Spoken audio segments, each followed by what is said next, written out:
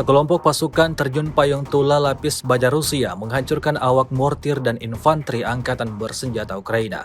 Rekamannya diunggah di akun Telegram @emoderasuya pada Selasa 20 Agustus 2024. Tepatnya di arah utara, kelompok lapis baja pada kendaraan tempur lintas udara BMD 4M generasi keempat mendukung pesawat serang yang bergerak maju dengan tembakan dari posisi menembak tidak langsung.